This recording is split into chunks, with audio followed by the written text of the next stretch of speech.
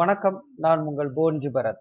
சமீபத்துல அனைத்து இந்திய அண்ணா திராவிட முன்னேற்றக் கழகத்தின் பொதுக்குழு நடந்தது. அந்த பொதுக்குழுல மிகப்பெரிய அறிவுஜீவிகள் எல்லாரும் உரை ஆற்றி இருந்தாங்க. அந்த உரையில ஒரு மிக முக்கியமான ஒரு நபர் யாருன்னா பொன்னையன். பொன்னையன் ஆரம்ப கட்டத்துல இருந்து அவர்தான் செய்தி தொடர்பாளர். மறைந்த முன்னாள் முதலமைச்சர் ஜெயலலிதா அவர்கள் மருத்துவமனையில இருந்தப்ப இன்னும் 2 நாட்களில் அவர் வெளியே வந்துருவார்ன்னு பலமுறை நம்மிடம் கூறிய ஒரு நபர். அதே மாதிரி இப்போது முதலமைச்சர் நடக்க பயின்று கொண்டு இருக்கிறார். கையெழுத்து போடுகிறார், டிவி பார்க்கிறார், இட்லி சாப்பிடுகிறார். இது போன்ற பல அறிக்கைகளை, அறிவிப்புகளை, செய்திகளை நமக்கு வழங்கிய ஒரு மாபெரும் நபர்தான் பொன்னையன். இந்த பொன்னையன் அவர் அனைத்து இந்திய அண்ணா திராவிட முன்னேற்ற கழகத்தோட பொதுக்குழுல பேசியிருக்கக்கூடிய வார்த்தைகள் என்ன அப்படின்னா, அதுல முக்கியமான வார்த்தைகள், சின்னம்மா மட்டுமல்ல, சின்னம்மா குடும்பமே அனைத்து இந்திய அண்ணா திராவிட முன்னேற்ற கழகத்திற்காக உழைத்திருக்கிறது. எம்ஜிஆர் காலத்தில் அதிமுக கொடி ஏற்ற முடியாத நிலை இருந்த கிராமங்களில் திவாகரன் அருவாளுடன் சென்று கொடியேற்றினார் அப்படின்னு சொல்லியிருக்காரு.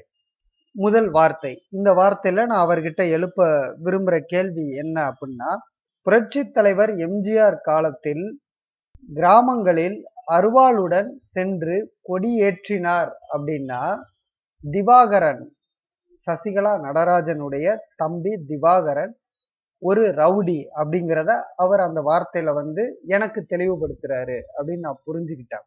இன்னைக்கு அப்படி ஒரு ரவுடிகளோட தலைமையில் இந்த அனைத்திந்திய அண்ணா திராவிட முன்னேற்ற கழகத்தை ஒப்படைப்பதற்கான காரணம் என்ன அப்படின்னு எனக்கு புரியல. ரெண்டாவது, இந்த வார்த்தையில் அவர் குறிப்பிட்டிருக்கிறது சின்னம்மா மட்டுமல்ல, அதாவது சசிகலா நடராஜன் மட்டும் அல்ல, சசிகலா நடராஜன் குடும்பமே அதிமுகவுக்காக உழைச்சிருக்கு அப்படின்னு சொல்லியிருக்காரு. என்ன உழைச்சாங்க அப்படின்னு எனக்கு தெரியல. அப்படி உழைத்த அந்த சசிகலா நடராஜனின் குடும்பத்தை எதற்காக துரோகிகள் என்று மறைந்த முன்னாள் முதலமைச்சர் ஜெயலலிதா 2011 ஒதுக்கினார், விலக்கினார் என்பது எனக்கு புரியல. 1991 அனைத்திந்திய அண்ணா திராவிட முன்னேற்ற கழகம் ஆட்சி பீடத்தில் அமர்ந்த போது அதை மிக மிக அதிகமாக பயன்படுத்தி கொண்டது இந்த சசிகலா நடராஜன் குடும்பம் மட்டும்தான். அவர்களோட சுய லாபத்திற்காக பல காரியங்கள் பண்ணாங்க. அதோட விளைவுதான் 1996 மறைந்த முன்னாள் முதலமைச்சர் ஜெயலலிதா சிறைக்கு சென்றதும், சமீபத்தில் சிறைச்சாலையில் அவர் அடைந்து கிடந்ததும். இந்த இரண்டுக்குமே காரணம் இவங்கதான். அவங்க எந்த ஒரு சொத்து குவிப்பிலும் ஈடுபட்டதாக நான் அறிந்த வட்டாரங்களில் எனக்கு தெரியல. ஆனா ஒரு 100 ரூபா டிவிடி கொடுக்க வந்தவங்க, அந்த கட்சி நிகழ்ச்சியெல்லாம் ரெக்கார்ட் பண்ண வந்தவங்க, ஒரு அரசாங்க ஊழியரா இருந்தவங்க, இன்னைக்கு பல ஆயிரம் கோடி ரூபாய்க்கு அதிபதியா பல தலைமுறைக்கு உட்கார்ந்து சாப்பிடுற சொத்தை சேர்த்திருக்காங்க அப்படின்னா, இதுல யாரு ஆதாயம் அடைஞ்சா அப்படிங்கிறது எனக்கு புரியாத ஒரு விஷயம். சின்னம்மா மட்டுமல்ல, சின்னம்மா குடும்பமே அதிமுகவிற்காக உழைத்தது அப்படிங்கிற அந்த வார்த்தையை நான் எப்படி புரிஞ்சுக்கிட்டேன் அப்படின்னா, அதிமுகல இருக்கக்கூடிய அத்தனை பேரும் சின்னம்மா குடும்பத்திற்காக இன்று உழைத்து கொண்டு இருக்கிறீர்கள் அப்படிங்கிறதான் கொஞ்சம் மாறுபடுத்தி சொல்லியிருக்கீங்கன்னு தெரிஞ்சிருக்கேன். ரெண்டாவது விஷயம், நீங்க சொன்ன அந்த வார்த்தை திவாகரன் அருவாளோடு சென்று கொடியேற்றினார் அப்படின்னு சொல்லியிருக்கீங்க. அருவாளோட சென்று கொடியேற்றக்கூடிய ஒரு நபர் என்பவர் சமூகத்தில் ஒரு ரவுடி அப்படின்னு தான் பேரு. அப்ப அந்த ரவுடி தலைமையில், அந்த ரவுடி கூட்டத்தின் தலைமையில் தான் இன்னைக்கு அனைத்து இந்திய அண்ணா திராவிட முன்னேற்ற கழகத்தை ஒப்படைச்சிருக்கீங்க அப்படின்ட்டு நான் புரிஞ்சுக்கிட்டேன். நீங்க பேசின விஷயங்களை நான் புரிந்து கொண்ட விஷயங்கள் இது. அதுக்கடுத்து என்ன சொல்லியிருக்கீங்கன்னா, சின்னம்மாவின் கணவர் கட்சிக்காக நிறைய ஆலோசனைகள் கூறியிருக்கிறார். சின்னம்மா குடும்பமே பண்ணையார் குடும்பம் அப்படின்ட்டு ஒரு பாராட்டு பத்திரம் எழுதியிருக்கீங்க. சசிகலா நடராஜன் அவங்க பண்ணையாரா? அப்ப நீங்கெல்லாம் கூலி வேலை பார்க்கக்கூடிய கூலி ஆட்களா அப்படிங்கிற கேள்வி எழுந்தது. மேலும் சசிகலா நடராஜனோட கணவர் கட்சிக்காக நிறைய ஆலோசனைகள் வழங்கி இருந்தார் என்றால், அந்த நடராஜனை 2011 இருந்து இறுதி வரை ஏன் அனுமதிக்கவில்லை? கட்சி ஆலோசனை வழங்கக்கூடிய மிகப்பெரிய சாணக்கியனை ஏன் மறைந்த முன்னாள் முதலமைச்சர் ஜெயலலிதா அனுமதிக்கவில்லை கட்சிக்குள்? இது எனக்கு புரியல நீங்க சொன்ன வார்த்தையில. ஒரு கட்சிக்கு ஒரு சாணக்கியனா இருக்கக்கூடியவங்களை வந்து ஏன் மறைந்த முன்னாள் முதலமைச்சர் ஜெயலலிதா வெளியே அனுப்புனாங்க?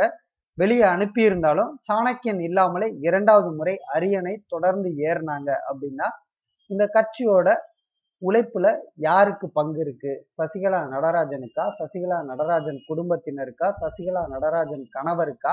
இதுக்கு நீங்க விளக்கம் கொடுத்தா எனக்கு கொஞ்சம் தெளிவா இருக்கும் நீங்க சொன்ன வார்த்தையில. அப்புறம் நான் கேட்க விரும்பும் கேள்வி, மறைந்த முன்னாள் முதலமைச்சர் ஜெயலலிதாவின் மரணத்தை குறித்து நீங்க சில வார்த்தைகள் வந்து அந்த பொதுக்குழுல உதிர்த்திருந்தீங்க உங்கள் முத்தான வாய் திறந்து. என்ன வார்த்தைகள் அப்படின்னா, அம்மாவை பார்க்க உங்களை அனுமதிக்கவில்லை என்ற வருத்தம் உங்களுக்கு இருக்கலாம். உங்களது பாசம் எங்களுக்கும் புரிகிறது. நீங்கள் சென்று சந்தித்தால் அம்மாவுக்கு இன்ஃபெக்ஷன் ஆகிவிடக் கூடாது என்பது மட்டுமல்ல உங்களுக்கும் இன்ஃபெக்ஷன் வந்துவிடக் கூடாது. அடடடடா! என்ன ஒரு மருத்துவ ரீதியான ஒரு விளக்கம் நீங்க கொடுத்திருக்கீங்க. அப்ப ஒருத்தர் போய் பார்த்தா அவங்களுக்கே இன்ஃபெக்ஷன் வந்துரும் அப்படிங்கிற ஒரு தீவிர நோயாளியா ஜெயலலிதா அங்க அனுமதிக்கப்பட்டிருந்தாங்களா? செப்டம்பர் 22ஆம் தேதி காலையில வரைக்கும் இல்லாத இன்ஃபெக்ஷன் செப்டம்பர் 22ஆம் தேதி இரவு எப்படி மறைந்த முன்னாள் முதலமைச்சர் ஜெயலலிதாவுக்கு வந்தது அப்படிங்கிற விளக்கம் எங்களுக்கு தேவை. நாங்க போய் பார்த்தா எங்களுக்கு இன்ஃபெக்ஷன் வந்துரும் அப்படின்னு சொல்லிட்டு நீங்க எங்களை அனுமதிக்கல. அப்ப அவங்களெல்லாம் போய் சந்திச்ச அந்த மருத்துவர்களுக்கு ஏன் வரல? சசிகலா நடராஜனுக்கு ஏன் வரல? தவறுகளை தொடர்ந்து மறைக்க முற்பட வேண்டாம். நீங்கள் செய்தது மாபெரும் தவறு. மறைந்த முன்னாள் முதலமைச்சர் ஜெயலலிதாவை திட்டமிட்டு கொலை செய்து விட்டீர்கள் என்று பல பேர் இன்று கூற ஆரம்பித்து விட்டார்கள். மறைந்த முன்னாள் முதலமைச்சர் ஜெயலலிதாவின் தோழி கீதா அவர்கள் அளித்த பேட்டியில் கூட இது திட்டமிட்ட கொலைதான், அவரை பதப்படுத்தி தான் அப்பல்லோ மருத்துவமனையில் பல நாட்கள் வைத்திருந்தார்கள் என்று அவர் பகிரங்கமாக பேட்டி அளிக்கிறார். இதற்கு விளக்கம் அளிக்க உங்களுக்கு ஏன் வக்கு இல்லை? அவரை போய் பார்த்தா எங்களுக்கு அந்த நோய் தொத்திக்கும்னா அப்படி என்ன நோய்வாய்ப்பட்டு அவங்க படுத்திருந்தாங்க? செப்டம்பர் 22ஆம் தேதி காலையில இல்லாத நோய் நைட்டு எப்படி திடீர்னு வந்துச்சு? இதுக்கு எங்களுக்கு விளக்கம் கொடுங்க. எங்களுக்கு புரியல. நாங்க பாமரன் அடிமுட்டாள். உங்க அளவுக்கு எங்களுக்கு புத்தி கிடையாது. உங்க அளவுக்கு நாங்க பெரிய அறிவு ஜீவிலாம் கிடையாது. நாங்க வந்து படிக்காதவங்க, முட்டா பசங்க. எங்களுக்கு நீங்க விளக்கம் கொடுங்க. நீங்கெல்லாம் வந்து அனைத்து இந்திய அண்ணா திராவிட முன்னேற்ற கழகத்துல நீண்ட காலமாக இருக்கக்கூடிய ஒரு உறுப்பினர். ஆனா நீங்களே இது போன்று பேசி வருவது வந்து ஒரு வருத்தப்பட வேண்டிய ஒரு விஷயம். அதை தவிர வேற எதுவும் சொல்றதுக்கு இல்ல. நான் கேட்ட சந்தேகங்களுக்கு நீங்கள் உங்கள் தரப்பில் இல்ல உங்களுக்கு ஆதரவாளர்கள் யாரேனும் விளக்கம் கொடுத்தால் எனக்கு நன்றாக இருக்கும். நன்றி.